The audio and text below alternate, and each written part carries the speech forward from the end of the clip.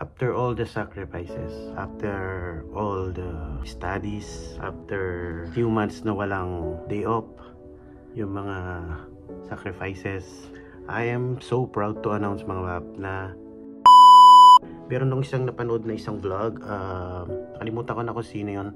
Isa siyang nurse, registered nurse dito sa US. Hindi ko rin alam kung may sinasabi siya na hindi niya daw recognize yung mga nurse aid. To answer that question mga bab, meron nurse aid sa Pilipinas, nag-i-exist kami.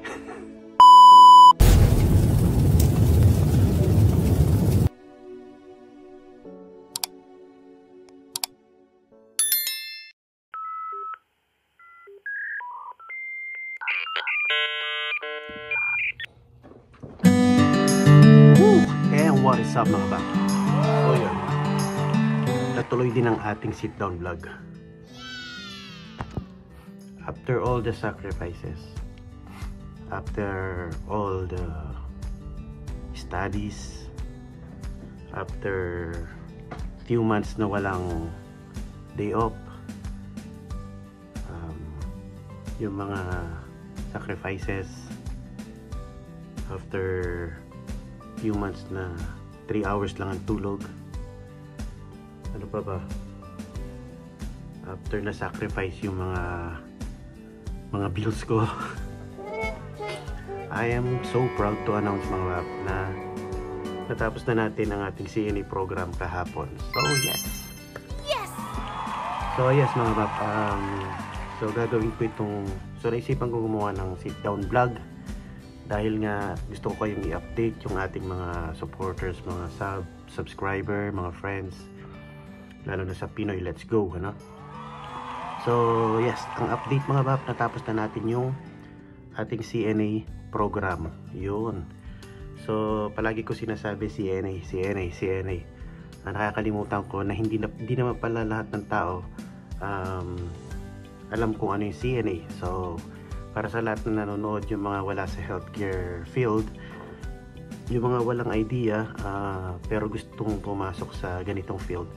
So ang CNA mga bab is ito, ay papasil ko, Certified Nurse Assistant or Nursing Assistant.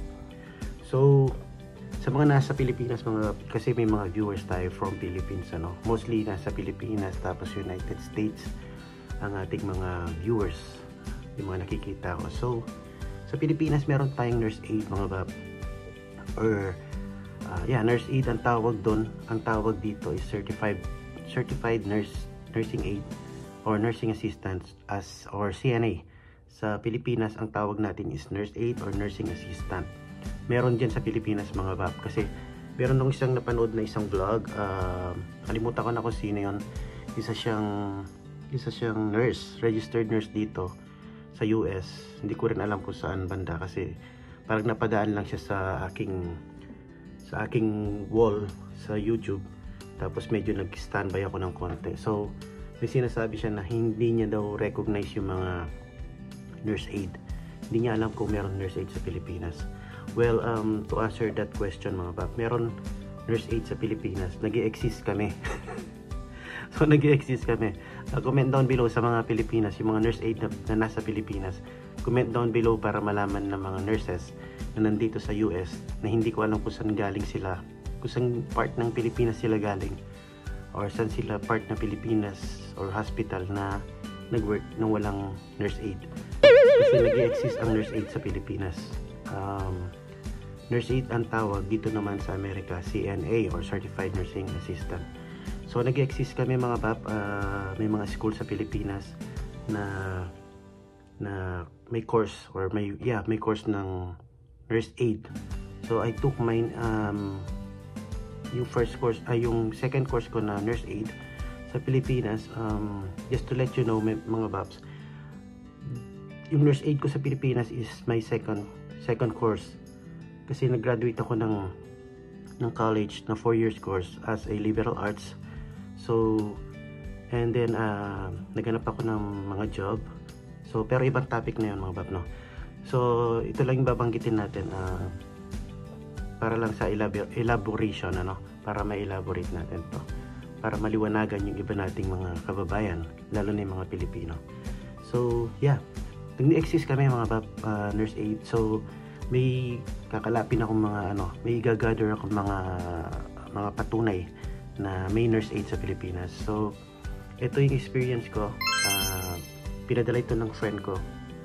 Ako nag-assist sa misis niya nung nanganak, and that was way back 2008 sa Angeles University Hospital or Angeles Memorial Hospital, parang gano'n, AUF, Angeles University Foundation Hospital yon.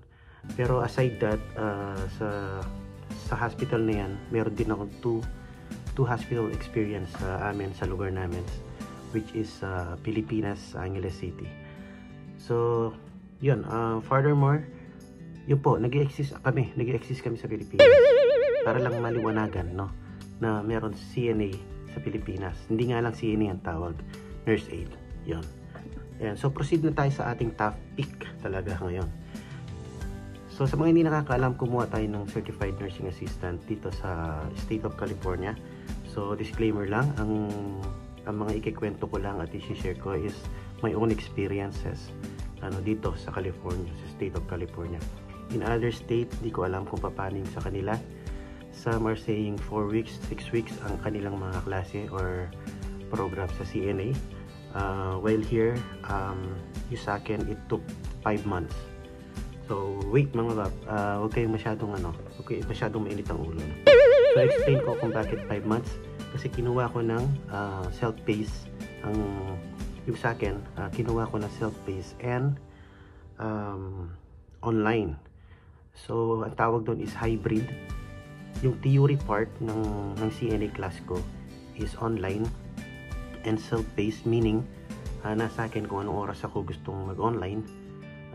Parang self-study siya mga bab. Pero huwag nyong i-judge yung self-study na online, kasi each topic meron siyang quiz, and each module or siguro chapter ang module lang tawag nila. So each topic may quiz, kailangan maipasa mo bago ka i-proceed sa susunod na topic. And then pag natapos mo yung chapter or your module, meron ka na naman long test para mag-proceed ka sa second module. So meron kaming 15 o 17 modules. So kailangan at meron yun mga bab, meron yung due date na kailangan mo tapusin. So luckily natapos ko yun sa akin within a month. Pero nag-start ako ng meron tayo dito. So andito yung calendar ko. Ito lang yung basis ko talaga, yung palatandaan ko sa schedule. So nag-start ako ng June 10 sa theory. Ayan mga bab, June 10 sa theory. So nasa akin yun kung kailan ako mag-online, as I said, no? Kasi nga self-paced, tapos online siya. Kasi nga nagpo-full-time job tayo and meron tayong mga responsibilities dito sa bahay. So I chose na mag-online. So may mga videos ako kung bakit ako nag-fall sa pagkuha ng online at saka sa pagkuha ng CNA program. Nasa part 1 ng ating My Journey Becoming a CNA. Siguro yan papaskil ko na lang dito. Meron yan part 1, part 2, part 3, and part 4. Siguro ito na yung part 5 So yan, continue tayo. June tayo nag-start, 10. Natapos ko siya ng mga July 10 siguro. Wow! Andito lang ako natapos ng theory. Tapos meron akong pahingang 1 month. Nag-relax ako ng 1 month. Kasi yung ating clinicals mga bab, sa mga hindi nakakaalam, yun yung actual practice na sa hospital or dito sa skilled nursing facility kami inassign. So nag-start ako ng August 17. Yun yung sinasabi ko na almost 3 months akong walang day off. Kasi kinuha ko yung clinicals ko ng day off dahil hindi ako pwede ng weekdays dahil nga nag-work tayo, and then at the same time sa morning naman naghahatid sundo tayo sa bata and pati kay manager, So nag-start tayo ng clinicals dito, which is yung practice niya, yung mag-duty ka na ng actual para may practice mo na yung mga skilled na pinag-aralan nyo sa theory. So dito mga bab, yan Nag-start ako ng August 17, natapos tayo kahapon ng October 5. So almost 3 months, ano? 2 and a half sabihin na lang natin. Yeah, 2 and a half. So after all those sacrifices, mga bab, ano, schedule na nakain yung schedule natin, nakain din yung day off natin. Pero I'm proud na naisisingit ko pang mamasyal kami. Kasi nakaka-ano din mga bab, nakaka-anxiety. Gamit nila dito palagi anxiety. Ako gagamitin ko lang na word. Nakakaburyong din mga bab. Sakit ng ulo, yung pituitary gland ko talagang sumisikip. Although disclaimer din, CNA is CNA, LVN is LVN, nurse is nurse, ano. So yeah, I know CNA may magsasabi, CNA is CNA. Pero I mean, it depends on your availability, tsaka yung ano mga bab, yung situation, di ba? Sa situation natin marami tayong responsibilities, pero nakuha pa rin natin natapos yung program. So I should be proud of myself. So I don't care kung ano man sabihin na nasa sa inyo yun, opinion nyo yun, pero at least nakatapos, di ba? Nakatapos tayo ng another achievement ito para sa akin, kasi second CNA course ko na to mga bab. Dahil nga kinuha akong first na CNA or nurse aid sa Pilipinas, meron din akong story dito, storytelling. May vlog na rin ako dito, pero i-insert lang natin na short. So kung baka may magtanong, ano, kung nurse aid ka sa Pilipinas, bakit ka pa nag-aaral dyan? So unfortunately mga bab, hindi po i-honor ng State of California yung certificate natin na galing ng Pilipinas. So sa mga nandiyan sa Pilipinas na pupunta dito sa US, or may plan, or may mga PD na, may mga ano ba ito, priority date na napupunta rito, baka iniisip nyo nakukuha kayo ng nurse aid dyan tapos gagamitin nyo dito, hindi rin po nila accept, lalo na dito sa State of California. I don't know sa ibang state kung tatanggapin nila, pero dito trinay ko, nagsubmit ako, may vlog din ako doon mga bab. Kakalkalin ko kung kaya ko, kung makikita ako pa, no? May vlog din ako doon kung anong ginawa ko. In-apply ko siya na CDPH, ano ba yung CDPH? California Department of Health. Ayun, CDPH, parang ano siya, California Department of Public Health, ganun. I-search ko na lang sa Google, papaskal ko dito. Yan, diyan ako pumunta para i-apply ng reciprocity, or yung i-review nila yung ating credentials. Pero unfortunately 4 months ako naghintay, naka-receive ako ng email na hindi daw match, hindi nila in-accept. So yan, I decided na kumuha na lang ng CNA program dito since madali lang naman. Kaya yun din ang naisip kong kunin, kasi madali lang siya, hindi siya masyadong matagal kagaya ng LVN tsaka ng RN. And syempre situational basis nga mga bapa, no? Kung kaya mo naman, I advise na dumiretso ka na ng LVN or RN. Pero kung same situation tayo na may responsibility ka sa mga anak mo, may responsibility ka sa bahay, at the same time full-time job ka, so ako kasi ang ginawa ko is mag-upgrade lang muna sa CNA para makaroon tayo ng chance na makapasok sa mga skilled nursing facilities or even hospital. So ito na, kaya nga pa, isa rin sa reason kaya tayo nag-sit down vlog, ano, dahil naipangako ko sa ating isang followers, isang subscriber or viewers, may question sa akin. So ito yun mga bab. So ito yung question ni Lovelyn Villare 123. Sabi niya, Tito Bab, kapag ba nag-CNA ka, magkakaroon ng increase yung magkakaroon ka ng increase compare sa caregiver? Absolutely yes mga babs. Sinagot ko nito sa kanyang message, nag-reply ako doon, pero might as well sabi ko na i-share ko na rin ito, dahil hindi lang naman marami tayong mga kababayan na interesadong malaman, ano. And mahirap siyang i-text lahat sa reply sa message box. So mas maganda siguro na sit down vlog na lang natin. Medyo nagre-reflect kasi yung ano natin sa lamin, no? So yun, definitely tataas ang ating rate, especially dito sa California, kasi meron pinasa na bill si Governor Newsom na lahat ng healthcare workers is magi-start na ng itataas ng 25 per hour ang especially hindi lang ang CNA, lahat ng mga healthcare workers. So nagkaroon na rin akong vlog dito regarding baka may question. Nasa caregiver ka na di ba? Nag-work na ako as direct support. Yun, unfortunately mga bab, hindi daw siya sakop sa mga healthcare worker. So yun, isa rin ang nag-push sa akin na okay, kukuha na ako ng CNA program. At least kabilang kami sa may increase ngayong October 16. So yeah, ang sagot doon sa tanong mo mga babs, definitely tataas ang rate, mas tataas. Pero disclaimer mga bab, depende rin sa city or state na kung nasaan ka.